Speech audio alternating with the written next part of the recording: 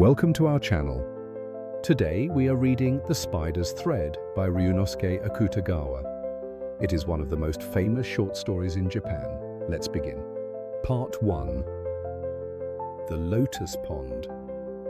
One day, the Lord Buddha was strolling alone along the edge of the lotus pond in paradise. The blooming lotus flowers in the pond were all as purely white as balls of jade, and an indescribably exquisite fragrance continuously wafted from their golden centers, filling the surrounding air. It was essentially morning in paradise. Eventually, the Lord Buddha paused at the edge of the pond. Through a gap in the lotus leaves that covered the water's surface, he happened to glance at the scene below.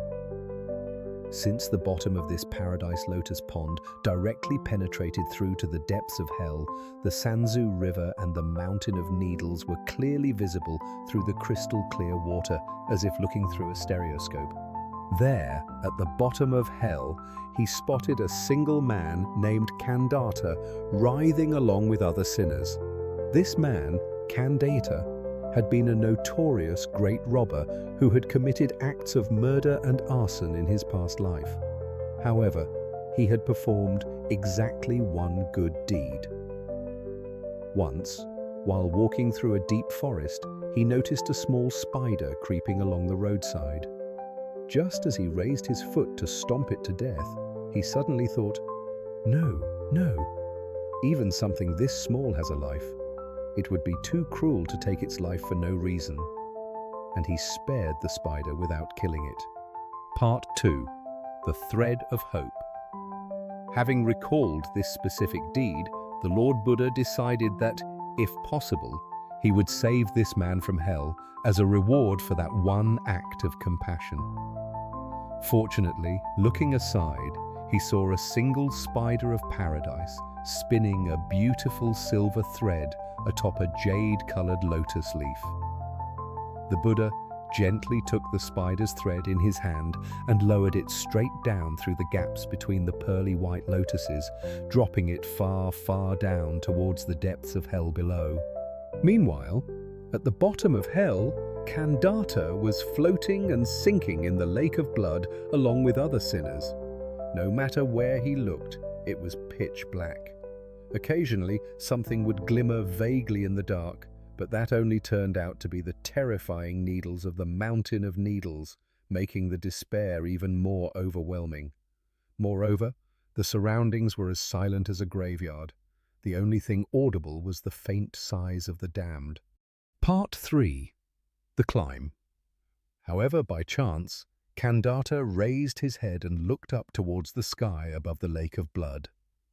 There, in the silent darkness, a single silver thread was descending from the far distant heavens, shimmering faintly as it came straight down towards him. Kandata clapped his hands in joy. If he could cling to this thread and climb up, he could surely escape from hell. No, if things went well, he might even be able to enter paradise. Thinking this, he firmly grasped the thread with both hands and began to climb up frantically, hand over hand. As a former great thief, he was well accustomed to such tasks. But the distance between hell and paradise represents tens of thousands of miles. After climbing for a while, Kandata finally grew tired. Hanging from the thread to rest, he looked down.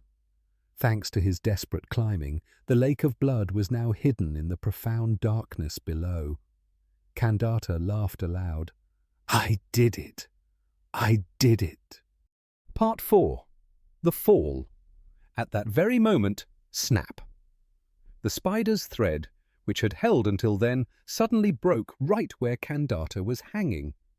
Without even a moment to cry out, Kandata spun like a top and fell headlong, plunging straight back into the deep darkness below.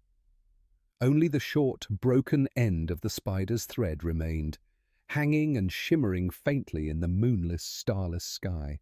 Standing at the edge of the lotus pond in paradise, the Lord Buddha watched the entire sequence of events. When Kandata finally sank like a stone to the bottom of the lake of blood, He resumed strolling with a slightly sorrowful expression. Kandata's ruthless heart, which sought to save only himself, had resulted in appropriate punishment. However, the lotus flowers in the lotus pond of paradise were indifferent to such things. Their pure white blossoms swayed gently, and that indescribably exquisite fragrance continued to waft endlessly. It was essentially noon in paradise. If you enjoyed this story, please like and subscribe.